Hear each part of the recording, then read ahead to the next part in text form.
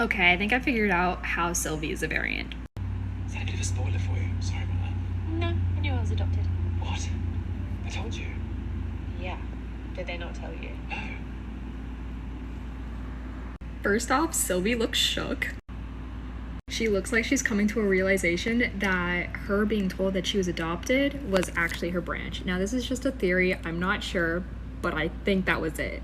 And also, she was told at a young age that she was adopted, and that's when she was taken to the TVA. So, all the pieces line up nicely.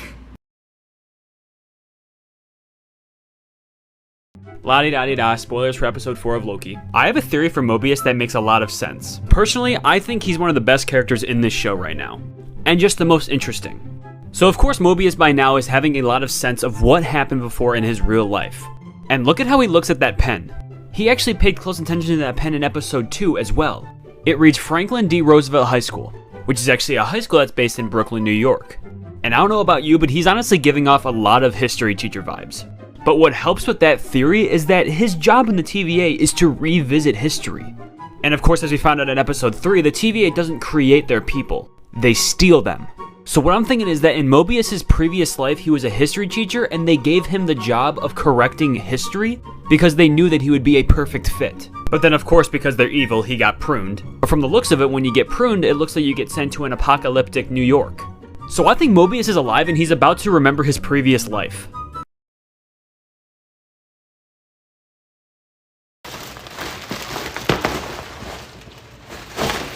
I am Loki of Asgard, and I am burdened with glorious purpose. Oh,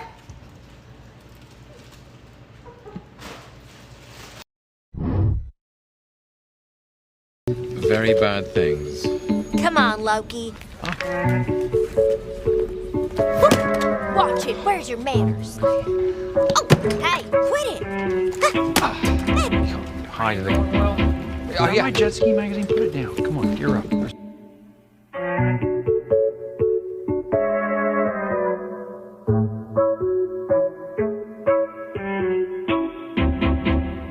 Oh my goodness. No, they're two completely different powers, actually. And stole their reset charge as well. Including myself and Professor Loki. Shh. You're probably wondering what happened out on the mission.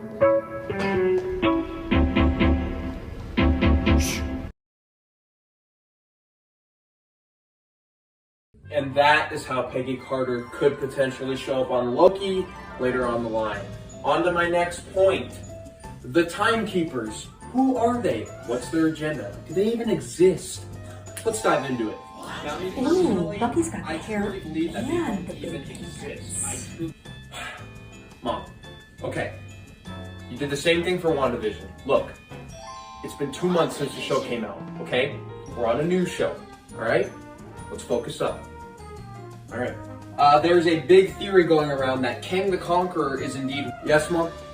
But did you know that Sebastian Stan is only 38?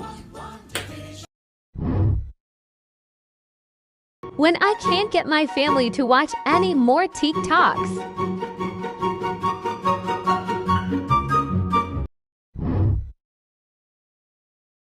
Loki fans, I have a theory. If you haven't seen episode 4, make sure to scroll. Episode 4 still leaves a question unanswered. Who is controlling the TVA? Well, I think there's a chance it could be Odin. I made a video a while back about the number 9 and how there's a circle around it, and that can be seen in multiple clips from the show. Someone just commented how number 9 is Odin's number. It would also make sense how the Timekeepers knew everything about Loki's life and showed him that video because Odin was there for Loki's life.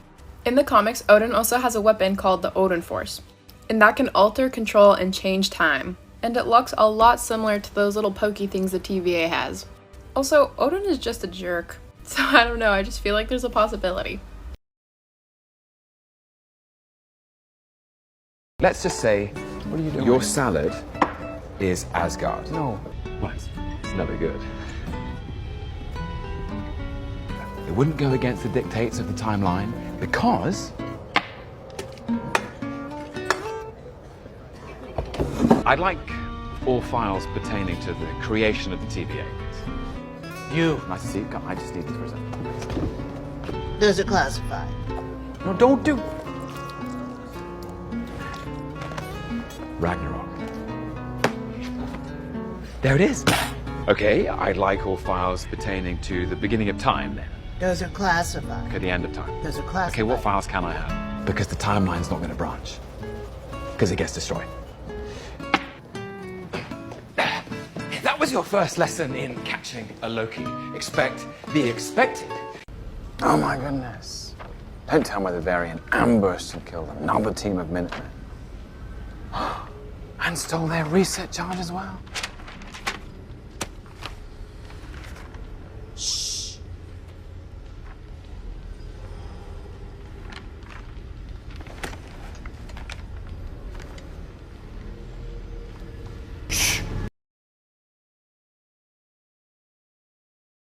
Easter eggs and details you might have missed in Loki episode 4. Spoiler alert, countdown, 3, 2, 1, let's go. Young Sylvie playing with her toys slays the dragon with a Valkyrie. And she's even got a wolf toy, most likely Fenris. On the monitor, they look for variants in Morag, which you might remember from the opening of Guardians of the Galaxy. We get the long-awaited return of Lady Sif, whose last movie appearance was way back in Thor the Dark World. We finally get a good look at the Timekeepers in a very comic-accurate design. But as predicted, they were fake. Wasn't expecting robots, but I'll take this as a win. He ends up in a destroyed New York in the post-credit scene, and even asks, is this hell with one L, one of the 9 realms ruled by Hela? Now we know it's New York because of the destroyed Avengers Tower in the background behind 4 variant Lokis. Classic Loki in his 60s garms, boastful Loki with a makeshift hammer, the long-awaited Kid Loki in a comic-accurate outfit, holding alligator Loki, who, I got nothing. Definitely reminded me of this panel from the Mighty Thor #3, and that's the team.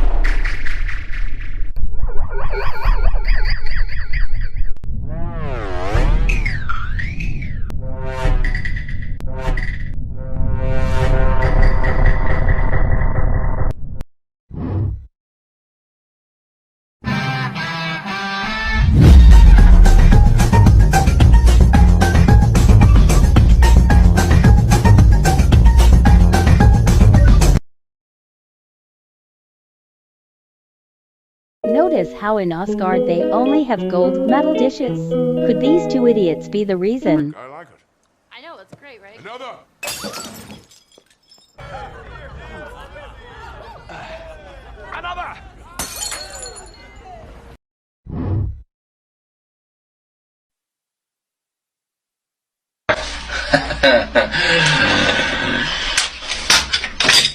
Fuck yeah.